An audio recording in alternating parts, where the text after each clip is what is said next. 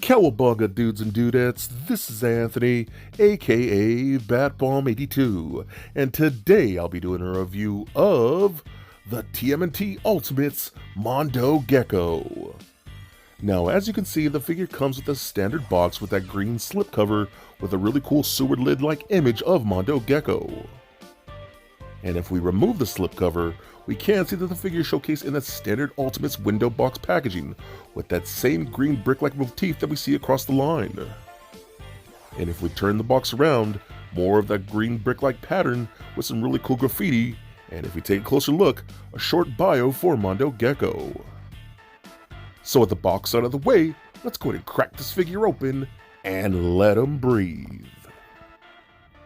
Alright guys, now let's take a closer look at this new Ultimates Mondo Gecko. Oh my god, I am so happy with how this looks and how it turned out. I mean, again, I've said this many times, but Super7 has been killing it with these Ultimates lines, especially when it comes to their TMNT figs. And god, again, I love that vintage line.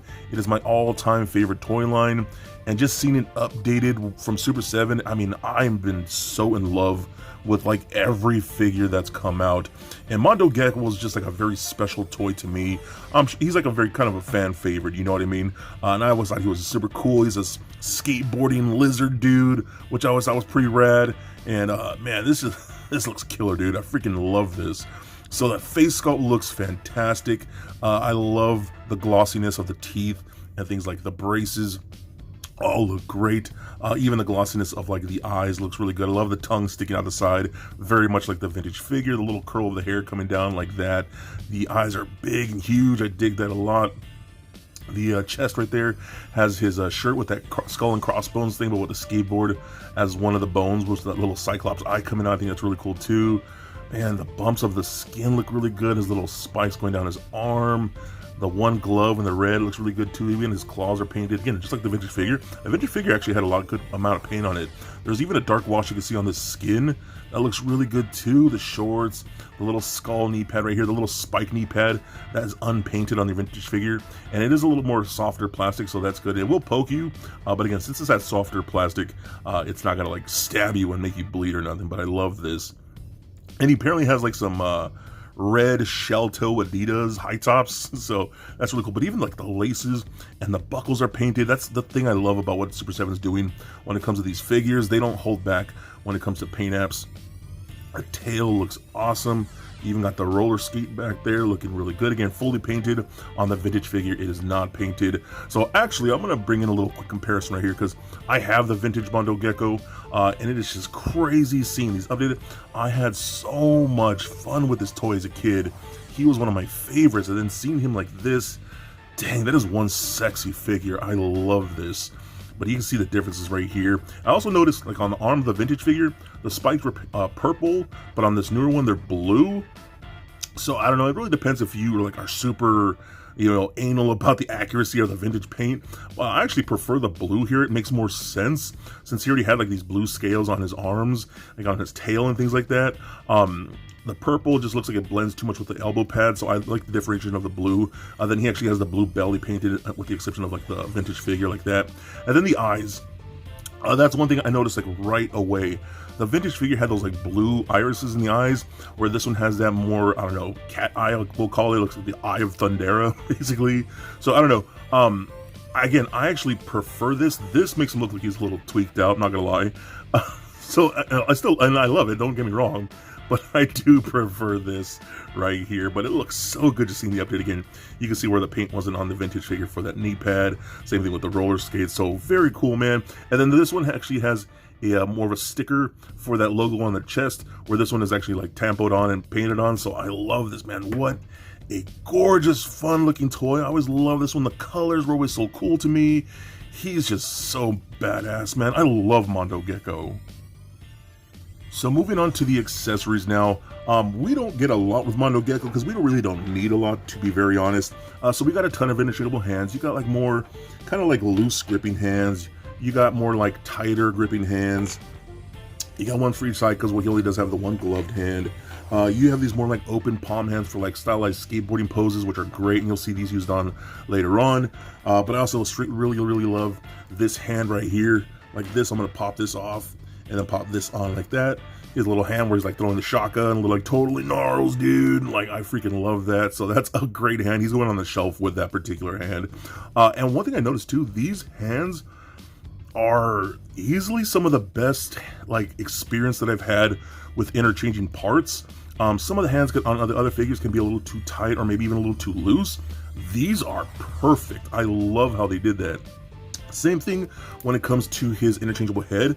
So I'm gonna pop this head off right here, like that, and I'm gonna pop this one on because though I love the more vintage head, this is the one I'm going with because this is badass, dude. So the difference is, this is the more vintage style head with a closed mouth. This one has the open mouth with the tongue sticking out, the hair kind of like flailing back. I love this so much.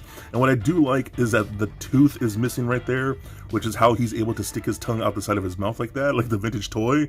I always kind of wondered that. I was like, why is his tongue sticking out of his teeth? That was a little weird. So this kind of explains that because, oh yeah, he doesn't have a tooth there. He probably ate it when he was like trying to do a skateboarding trick. So he could slide his tongue through that, which is like so. But this just looks incredible, man. They did such a killer job with that. And now the final accessory, of course, is going to be that iconic skateboard. Oh my god, I remember when I was a teenager, I wanted to actually make this skateboard just so I could ride it around town. I thought that would have been so cool. You know, just some PVC pipe to make the thrusters and things in the back, but it looks a little bit of metallic paint on there, looking really good. That really weird flame he has going up, the same logo he has on his shirt.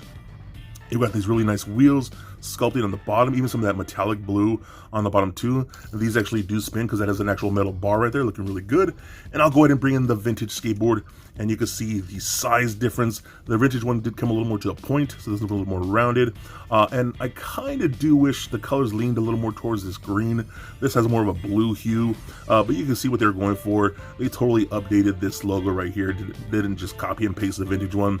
You can see where they redrew it and kind of updated it a little bit, so I do like that. You can see the differences right there, all looking awesome, man. So this is fantastic. It does have peg holes on there, so you can see the pegs, and you can just put those on like that, and then get right on again like that, boom, and he stays there perfect. I have had so much fun posing around on this skateboard.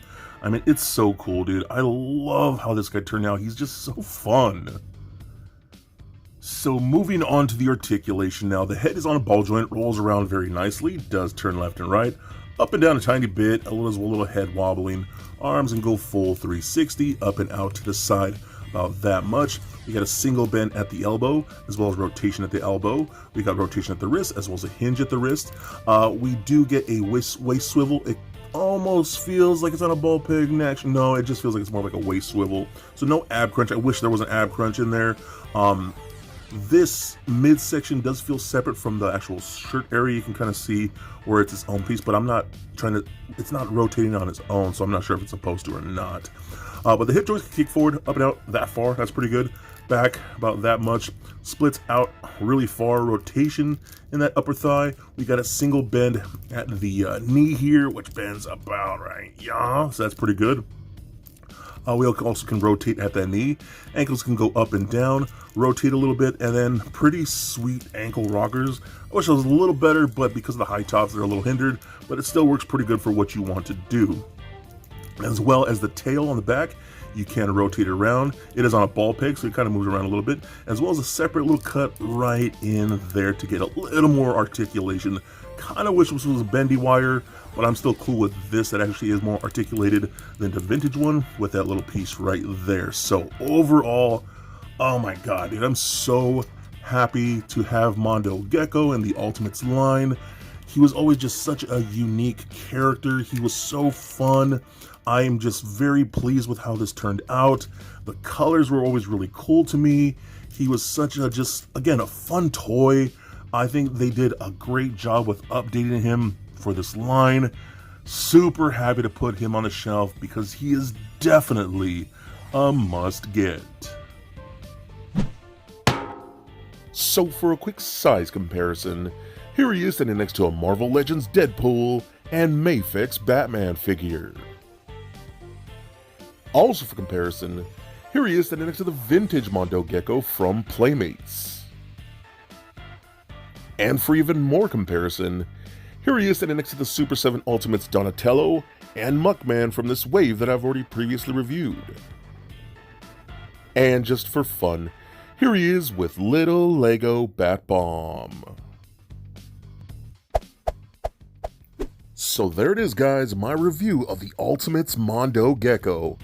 Now, one thing I will say about this figure, it definitely feels like the most solid figure from this entire line, where this line can kind of suffer from loose joints or some things that might be a little too tight.